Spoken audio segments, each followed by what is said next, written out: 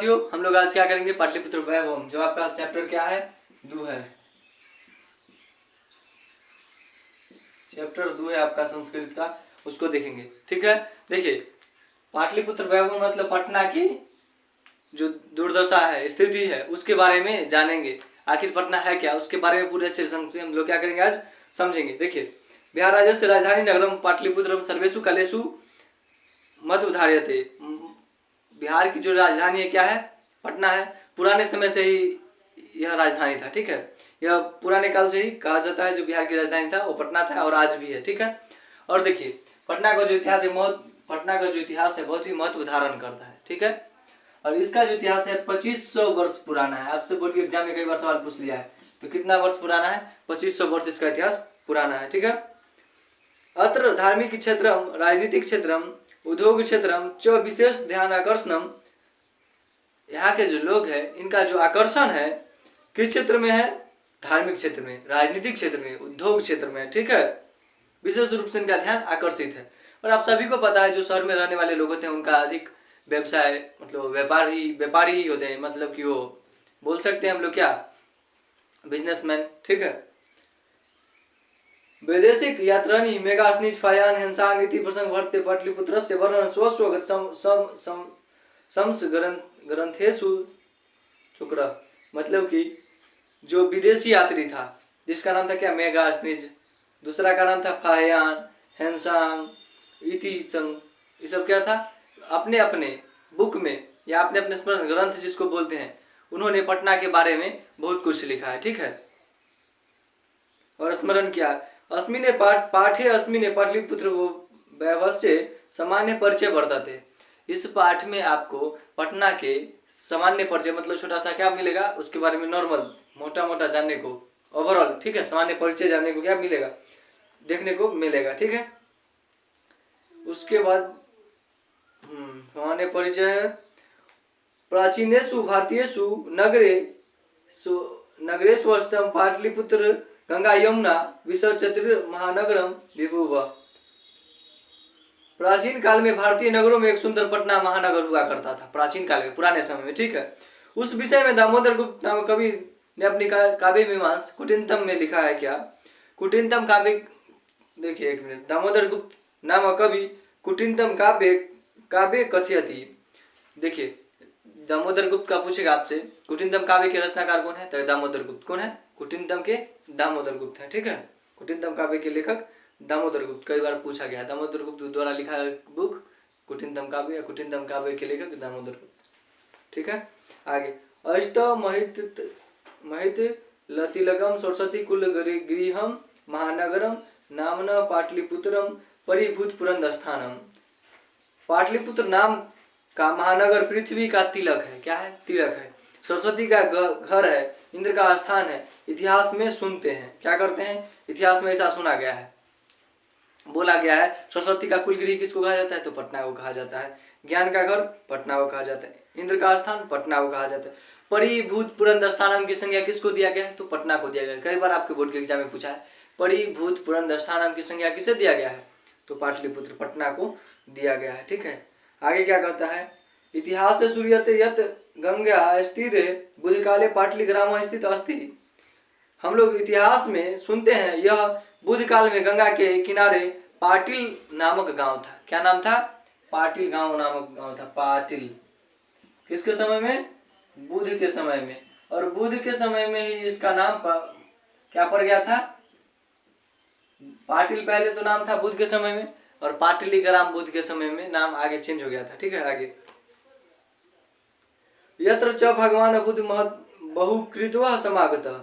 यहाँ पर भगवान बुद्ध अनेक बार आए हैं। क्या हुआ है, यहाँ पर क्या हुआ है, भगवान बुद्ध जो थे अनेक बार आए हैं। तेन कथयामिष्टम यद ग्रामस्यम महानगरम भविष्यति किंतु कहलस्य अग्निदाहस्य जलपुरस्य च भयात सर्वकरादंत भविष्यति। देखिए यह गांव महानगर होगा आगे चल करके, बुद्ध भगवान ने भविष्यवाणी की है, इसके बारे में पूछा जाएगा बोर्ड के एग्जाम में, ध्यान से सुनिएगा इस लेक्चर को। बोला है बुद्ध भगवान इसके बारे में भविष्यवाणी किए, यह गांव आगे जाकर के महानगर होगा, लेकिन यहाँ लड़ाई का खतरा, अग्निदाह का खतरा और बाढ़ से हर समय आक्रांत रहेगा, मतलब यह पीड़ित रहेगा। ठीक है, कलांतरेण पाटलीग्राम एवं पाटलिपुत्र मिति कथयति। कालांतर में कुछ समय के बाद पाटलीग्राम ही पाटलिपुत्र ऐसा कहा जाने लगा, ठीक है, कहा गया, ठीक है। उसके बाद चंद्रगुप्त मौर्य काले अस्य नगरस्य शोभा रक्षा व्यवस्था च अति उत्कृष्ट सिद्धति। यूनानी राजदूत मेगास्थनीज स्वस्मरणेषु निरूपयति। देखिए, कहा जाता है जो चंद्रगुप्त मौर्य के काल में इस नगर का जो रक्षा व्यवस्था था बहुत ही अच्छा था। किसी काल में इसका रक्षा व्यवस्था बहुत अति उत्कृष्ट था, बहुत अच्छा था, तो चंद्रगुप्त मौर्य के काल में। ऐसा कौन लिखता है? ऐसा यूनान के राजदूत मेगास्थनीज अपने पुस्तक में क्या किया है? उल्लेख किया है, मतलब बताया है।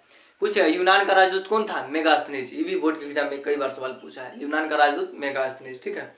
अस्य नगरस्य वैभवम प्रिय दर्शनम अशोकास्य समय संतुराम समृद्धम। इस नगर का जो वैभव था प्रियदर्शी अशोक के समय में और अधिक बढ़ गया था। इसका वैभव चंद्रगुप्त मौर्य के समय तो अच्छा था ही, जब अशोक आया तो और बढ़ गया था, ठीक है। बहुकालम पाटलिपुत्रस्य प्राचीन सरस्वती परंपरा प्रावर्तत इति राजशेखर स्व काव्य मीमांसा नामक कवि शिक्षा प्रमुख ग्रंथे सादरम स्मरति।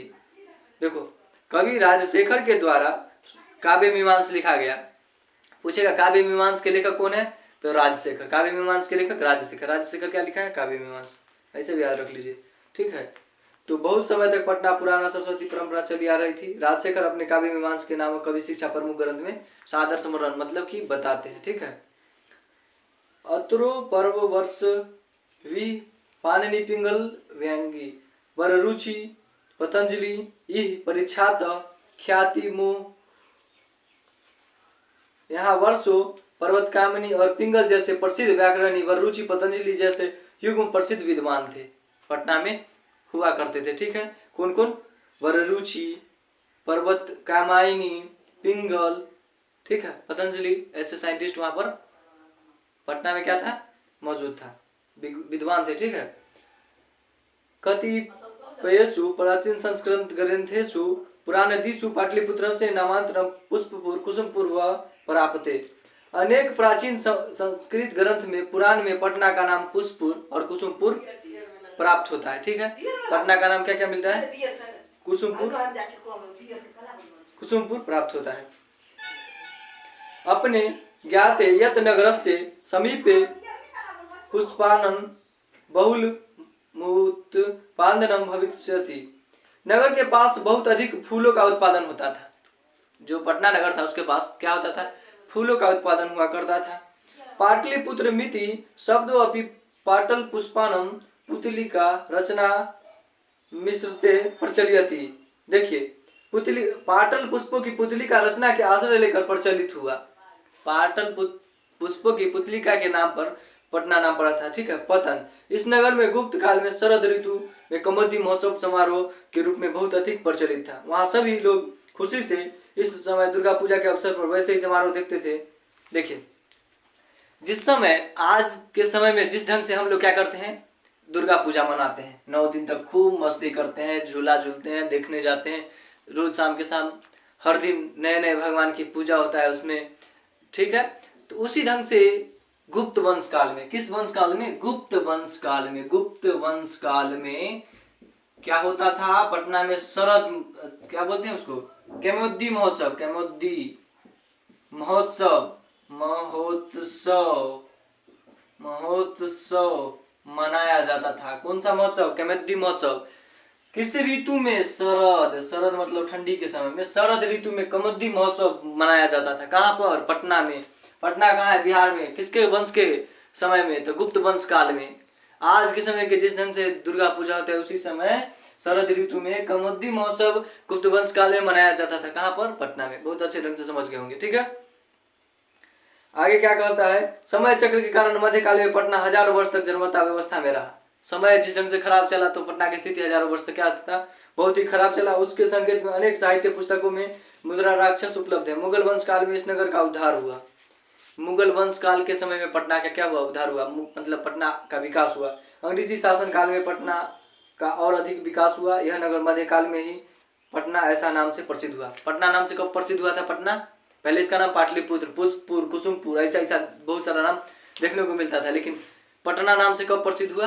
तो मध्यकाल में हुआ। ठीक है, यह शब्द पतन ऐसा शब्द से निकाला गया। पतन पूछ लेता है पटना शब्द की उत्पत्ति कैसे हुआ? तो पतन, ध्यान से लिखिएगा।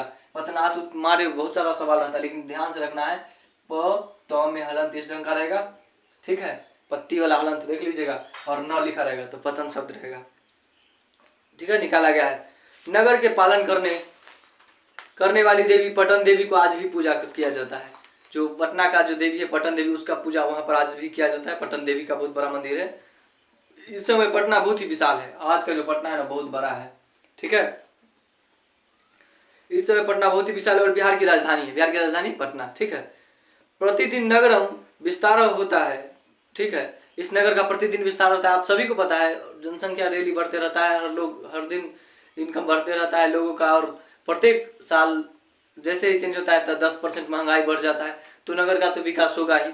ठीक है, इसके उत्तर दिशा में गंगा नदी बहती है। पूछेगा पटना की किस दिशा में गंगा नदी बहता है? तो उत्तर दिशा में क्या होता है? गंगा नदी बहती है। पटना की उत्तर दिशा में गंगा नदी बहती है। उसके ऊपर गांधी सेतु नामक एशिया महादेश का सबसे बड़ा सेतु बना है। एशिया महादेश का सबसे बड़ा सेतु गांधी सेतु पुल। एशिया महादेश का सबसे बड़ा सेतु गांधी सेतु पुल, जो कि कहाँ है? पटना में है। ठीक है, साथ ही रेलगाड़ी का भी पुल भी निर्माणाधीन है। मतलब निर्माणाधीन का मतलब होता है रेलगाड़ी का भी उसी पुल पर बनने वाला है। ठीक है, गांधी सेतु पुल पर बनने वाला है, लेकिन बनने वाला था इस बुक के अनुसार, और इस बुक का प्रकाशन लगभग आज से कितना दिन पहले हो चुका है, इसमें तो नहीं दिया है, लेकिन जिस समय हो रहा था उस समय निर्माण चल रहा था। लेकिन वर्तमान में एक साल 1.5 साल से क्या हो रहा है? वहां पर अब रेलगाड़ी चल रहा है। ठीक है, काम शुरू हो गया। समझ गए? वर्तमान में क्या है? रेलगाड़ी पूर्ण हो गया ये सब। इस नगर की में उत्कृष्ट संग्रहालय, उच्च न्यायालय, सचिवालय, गोलघर, तारामंडल, जैविक उद्यान, मौर्यकालीन अवशेष, महावीर मंदिर आदि इत्यादि क्या है? दर्शनीय है। बहुत सारा चीज है जो देखने योग्य है, जैसे कि आपको सुनने को मिला तारामंडल, गोलघर, सचिवालय, उच्च न्यायालय, संग्रहालय, ये सब क्या वहाँ पर? मौर्यकालीन अवशेष। मौर्यकाल में जो अवशेष, जैसे कि उस समय का घैला, हड्डी, बड़ा स्तंभ, बहुत सारा कुछ। ठीक है, सोने का ग्लास, बहुत सारा चीज था। प्राचीन पटना नगर में सिख संप्रदाय का पूजनीय स्थल दसम गुरु गोविंद सिंह का जन्म स्थल गुरुद्वारा प्रसिद्ध है। देखिए पटना में सिख लोगों के लिए क्यों प्रसिद्ध है? तो सिखों के गुरु गोविंद सिंह थे। सिखों के 10वें गुरु गोविंद सिंह, और गुरु गोविंद सिंह का जन्म पटना में हुआ था। कहाँ पर हुआ था? तो पूछेगा पटना सिख धर्म के लिए क्यों प्रसिद्ध है? क्योंकि सिखों के 10वें गुरु गोविंद सिंह का जन्मस्थल कहाँ है? पटना है। गुरु गोविंद सिंह का जन्मस्थल पटना है। पटना क्यों प्रसिद्ध है? सिखों किसके लिए प्रसिद्ध है? तो सिख के लिए। क्यों? उनका गुरु का जन्म हुआ था। और सिखों का पहला गुरु नानक, उनका जन्म लाहौर के तलवंडी जिला में हुआ था। ठीक है, और वर्तमान में लाहौर पाकिस्तान में, आप सभी को पता है। ठीक है, ये भी क्वेश्चन हिंदी वाले में पूछ लिया जाता है, मान लीजिए इसमें पूछ ले तो बता दीजिएगा आप। और हाँ, जो पटना में जो गोलघर आप देखते हैं, गोलघर, उसका निर्माण कौन करवाया था? तो वही मुगल साम्राज्य में हुआ था इसका निर्माण। क्यों हुआ था? एक बार बोर्ड के एग्जाम में पूछ लिया था। जो बताइए गोलघर का निर्माण क्यों किया गया था? शस्त्रागार रखने के लिए, अनाज रखने के लिए, पूजा करने के लिए, और इनमें से सभी के लिए। तो हमारे वो घर के पास की जो दीदी लगती थी, वो क्या की थी? उसमें मार के आई थी पूजा करने के लिए। सोच लीजिए वो कितना लोल होगी। देखिए आप लोग को बता देते हैं, जो गोलघर बनाया था अंग्रेजों ने, इसका निर्माण इसलिए कराया था, जो देश में जब आपातकाल आए तो इस समय सुरक्षित भंडारण अनाज उसका इस्तेमाल किया जाए। तो इसको क्यों बनाया गया था? अनाज के लिए। तो आप लोग को गलत करके नहीं आना है। पटना को क्यों बनाया गया था? तो अनाज रखने के लिए। ठीक है, आपातकाल के समय में काम आए। समझ गए? अब देखिए वहाँ देश के तीर्थयात्री दर्शन के लिए आते हैं। पटना का प्राचीन काल से आज तक अनेक क्षेत्रों में वैभव धारण करने का संकलित रूप संग्रहालय देखने को योग्य है। पर्यटन के मानचित्र में नगर महत्वपूर्ण है। पर्यटन मतलब होता है घूमने या यात्रा करने योग्य जगह। इसमें क्या करता है? पटना एक महत्वपूर्ण धारण करता है। बिहार में अक्सर लोग पटना ही घूमने जाते हैं। चिड़ियाघर, तारामंडल, जयमंडल, जो घूमना है सब घूम लीजिए। ठीक है, आई होप आप लोग अच्छे ढंग से समझे होंगे। समझ में आया हो तो जरूर लाइक सब्सक्राइब करके जाइएगा। इस चैप्टर से जो भी क्वेश्चन ऑब्जेक्टिव के रूप में बनेगा आपको जल्दी प्रोवाइड कर देंगे। तब तक तैयारी बना करके जितना पढ़ाते हैं उतना को पढ़ते रहिए। जय हिंद। मिलते हैं अगली वीडियो में।